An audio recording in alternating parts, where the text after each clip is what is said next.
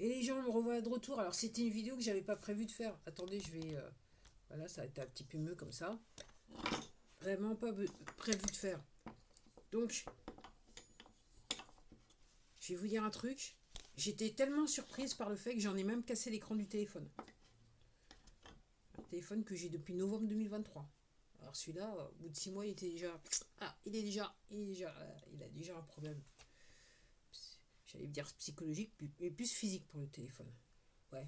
Alors, je regardais, alors, j'étais sur des vidéos. Je viens de regarder une vidéo de Peter Santenello, ok. Et c'est Alabama's Biggest Secret, Operation Paperclip. Et ça me fait même penser que, que, que,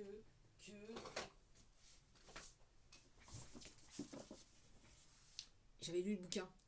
Et ça, je l'avais lu, je crois, autour de 2020-2021, parce que quand j'ai compris ce qui se passait, Annie Jacobsen, Operation Paperclip. Ok. The secret intelligence program that brought the scientists, the Nazi scientists to America.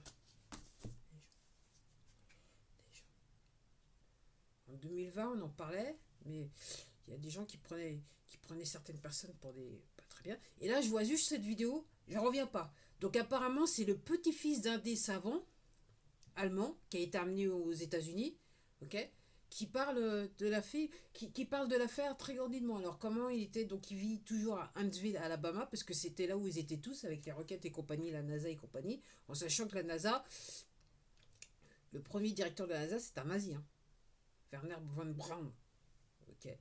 Donc, ok. Donc là, le mec, candidement, il explique alors comment il a vécu, comment ses parents sont arrivés, tout ça. On rencontre même la mère, hein, qui a 90 ans, je crois bien. Ok. Et tout ça. Donc il explique que lui, donc il a fait sa vie, ok. Que. Que. Que. Que bah, il a connu toute la clique, hein, à l'école. Enfin, il a connu toute la clique. Il expliquait comment la communauté allemande vivait du côté de Huntsville, Alabama. Donc il a connu la ségrégation puisqu'on est en Alabama. Ok. Il explique que. Donc il montre un petit peu toute la vie.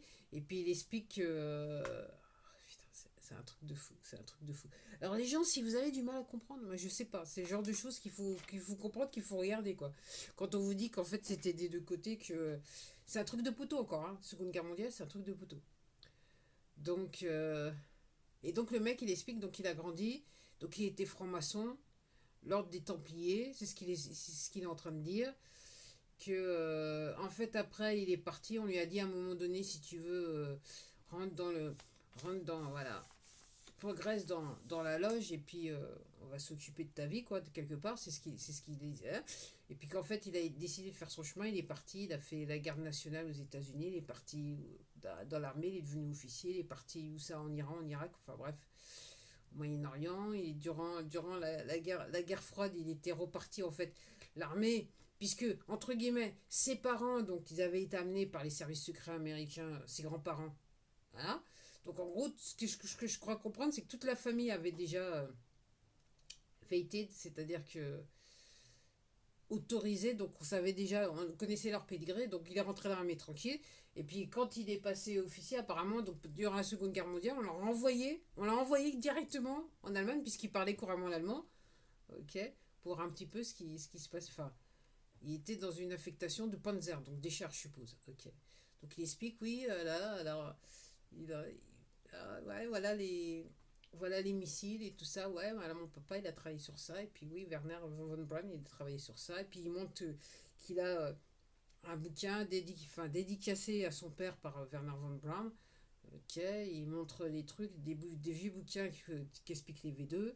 Ok, et puis aussi, il a un petit chapitre sur les extraterrestres qui se termine bien puisqu'il dit que oui, en fait, apparemment, le fameux crash de Roswell, en fait, Werner von Braun il était l'un des premiers à arriver sur place. Et dans la communauté, tout le monde disait apparemment qu'il disait bah oui, mais s'il est arrivé, s'il était des premiers à arriver sur place, c'est qu'il se passait des trucs quoi. Alors, J'en ai cassé le téléphone tellement parce que je me dis c'est sur cette plateforme. La vidéo est sur cette plateforme. Au moment où je suis passée, il y avait plus de 26 000 vues. Elle est très récente. Ok. Et donc la vérité sera au grand jour, les gens.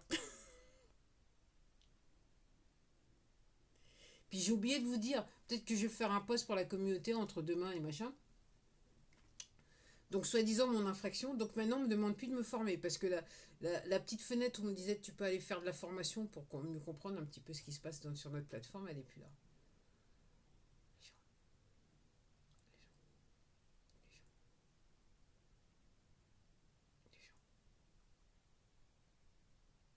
Je sais pas, voilà, je sais pas. Et pendant ça, je vous dis, alors, donc là, maintenant, ils ont décidé que c'était tempête de pluie, je sais pas trop quoi. Mais là, il y a des gros moteurs qui sont sur ma tête depuis, qui arrêtent pas de passer. Les gens.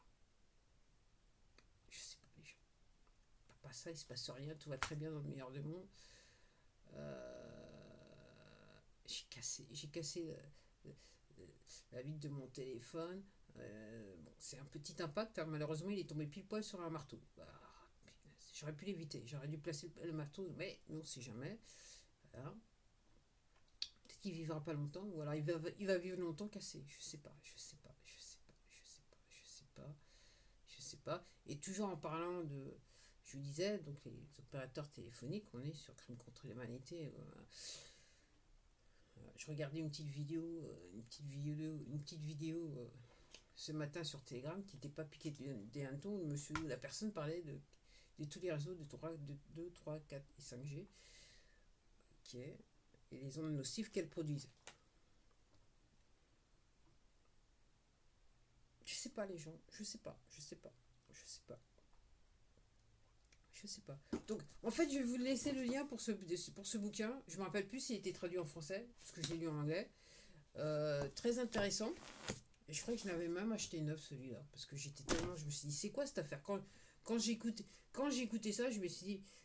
Quand à l'époque j'avais entendu parler de l'opération Papuki, je me dis, mais comment ça c'est possible cette affaire. Et après, j'ai découvert. Cet auteur, Annie Jacobsen. Et du reste, j'ai lu celui sur Area 51. Hein, ok. Donc l'endroit où ils sont censés, les Allemands, enfin, des ingénieurs allemands qui sont fait venir, ils travaillaient sur tout le staff, mettre des fusées sur envoyer sur la Lune et compagnie. J'ai lu ça, et puis et j'ai lu aussi The Pentagon's Brain. Comment le Pentagone est organisé, était organisé à une certaine époque, qu'il est toujours probablement. Donc les gens, tout est là pour vous faire. Alors, je sais, il y en a certains d'entre vous, vous comprenez pas l'anglais. Alors maintenant, je ferai comprendre qu'il y a les transcriptions. Je sais pas s'il y aura les sous-titres. Hein, je sais pas. Voilà, moi, je les regarde en version originale, non sous-titrée. Mais tout ça pour vous dire, les gens, que si vous les cherchez, vous allez trouver. Ça, c'est sûr. Parce que je suis, voilà, je dirais quelque part agréablement surprise. Alors je me suis dit, quoi, c'est quoi cette affaire. En plus, il a bien mis son titre. The Biggest Secrets of Alabama, Opération de Paperclip. Et là, il montre bien. Et donc le monsieur, il l'a emmené à côté, dans le quartier où la communauté d'ingénieurs allemands vivait, à l'époque. Et puis qu'il expliquait qu'à l'époque, il croyait encore que... donc pendant que la guerre froide, il pensait que réellement... Parce que en fait, les Allemands, ils avaient décidé... Donc l'histoire de V2, ce qu'il explique dans la vidéo, c'est qu'en fait... donc ils avaient réussi à envoyer des bombes sur Londres, mais en fait, ils voulaient faire Moscou et toutes les grandes villes aux États-Unis. Donc les mecs, ils étaient un petit peu parano. Et en fait, dans les quartiers où ils vivaient, en fait, ils avaient tous sous les maisons construit des bunkers, les ingénieurs allemands. En privé comme ça, parce qu'ils étaient convaincus que, vu qu'ils connaissaient la technologie et, entre guillemets, le progrès qui était supposé être fait, ok, donc ils disaient, c'est juste une question de temps qu'ils avaient tous construit des bunkers. Et pendant ce temps-là, peut-être ça vous fait rigoler. C'est une partie de l'histoire. Qui, à mon sens, n'est pas très belle à entendre. Allez, à la prochaine!